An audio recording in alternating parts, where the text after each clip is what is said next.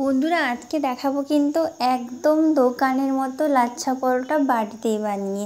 তোমাদের লাচ্ছা পরোটা খেতে ইচ্ছে হলে আর দোকানে যেতে হবে না। এখন কিন্তু দোকানের মতো বা রেস্টুরেন্টের মতো লাচ্ছা পরোটা তোমরা বাড়িতেই বানাতে পারবে খুব কম সময়ে আর খুবই সামান্য উপকরণ দিয়ে। এটা কিন্তু না দেখলে তোমরা বিশ্বাসই করবে না যে এটা বাড়িতে বানানো নাকি দোকান থেকে কেনা। তাই ভিডিওটা স্কিপ না করে শেষ পর্যন্ত দেখতে থাকো। এই দেখো প্রত্যেকটা লেয়ার কিন্তু আলাদা হয়ে যাবে, এতটাই সুস্বাদু হবে, এতটাই সুন্দর হবে এই লাচ্ছা পরোটাটা। শেষ পর্যন্ত দেখো, ভালো লাগলে অবশ্যই কিন্তু চ্যানেলটা একটা সাবস্ক্রাইব করে দেবে। এই দেখো লাচ্ছা পরোটা বানানোর জন্য প্রথমেই নিয়েছি ময়দা। তোমরা তোমাদের যতটা প্রয়োজন তোমরা নিয়ে নেবে। এরপর এর মধ্যে দিয়ে দিলাম সামান্য একটু লবণ। এটাকে হাত দিয়ে এরপর আমি ভালোভাবে একটু মেখে নিচ্ছি।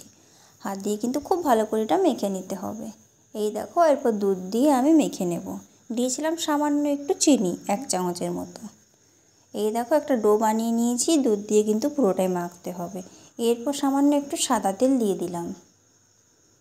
সাদা তেল দিলে কিন্তু হাতে লাগবে না বন্ধুরা। বাস একটা ডো বানিয়ে নেব। এই দেখো ডো একটা তৈরি হয়ে গেছে। এটাকে মোটামুটি 10 থেকে 15 মিনিটের জন্য রেখে দিয়েছিলাম। এরপর দেখো আমি এটা বেলতে শুরু করব। তার আগে আমি লেচিটা কেটে নিচ্ছি একটা একটা করে। মোটামুটি মিডিয়াম সাইজের লেচিগুলো তোমাদের বানাতে হবে। এই দেখো আমি বানিয়ে নিয়েছি 4টে। এরপর এটাকে আমি তেলের মধ্যে ডুবিয়ে তারপর বেলবো। লেচিটাকে পুরো তেলের মধ্যে ডুবিয়ে নিতে হবে, তারপর কিন্তু বেলছি আমি। এরপর আমি বেলে নেব। বড় করে কিন্তু রুটিটা বেলতে হবে।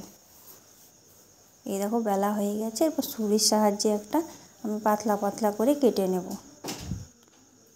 এইভাবে পাতলা পাতলা করে আমি রুটিটা কেটে নেব। দেখো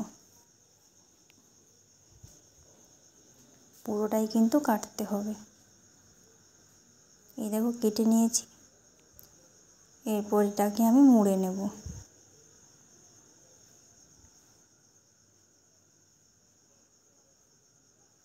এই দেখো আমি হাত দিয়ে ভালো করে এটা মুড়ে নিচ্ছি। হালকা হাতে কিন্তু মুড়তে হবে।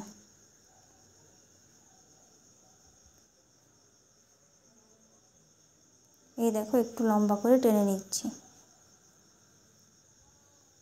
এরপর দেখো হাত দিয়ে এটাকে আমি এইভাবে মুড়ে নেব, একটা আঙুলের সাহায্যে মুড়ে নিয়েছি। এরপর এটাকে একটু চাপ দিয়ে নেব। এই দেখো এইভাবে চাপ দিয়ে নিয়েছি। এরপর এটাকে হালকা হাতে এইরকমভাবে বেলে নিতে হবে। একদম হালকা হাতে বেলতে হবে বন্ধুরা, যেন লেয়ারগুলো দেখা যায়। খুব যদি চাপ দিয়ে বেলো তাহলে কিন্তু লেয়ারটা অতটা ভালোভাবে দেখা যাবে না। তাই একটু হালকা হাতে এটাকে পুরো রুটির মতো আবারও বেলে নিতে হবে। খুব বড় কিন্তু রুটি বানাতে হবে না, তাহলে কিন্তু লেয়ারগুলো থাকবে না। ব্যাস হয়ে গেছে। এই দেখো সুন্দরভাবে হয়ে গেছে একটা পরোটা। ব্যাস একদম রেডি। এইভাবে আমি কিন্তু সবগুলোকে বেলে নেব। এই দেখো সবগুলো আমি বেলে নিয়েছি। প্রত্যেকটা কিন্তু লেয়ার বন্ধুরা বেলা অবস্থাতেই বোঝা যাচ্ছে। দেখো কতটা সুন্দরভাবে বোঝা যাচ্ছে পুরো লেয়ারগুলো। এরপর পরোটাগুলো আমি সেঁকে নেব। এই দেখো তাওয়ার মধ্যে একটা আমি দিয়ে দিয়েছি। একদিকটা হয়ে গেছে বন্ধুরা, আমি উল্টে নিয়েছি। আবারও কিছুক্ষণ অপেক্ষা করব। এইভাবে কিন্তু উল্টে পাল্টে এগুলো সেঁকে নিতে হবে। এই দেখো আবারও উল্টে নিচ্ছি। ভালো করে কিন্তু পরোটাগুলো সেঁকতে হবে।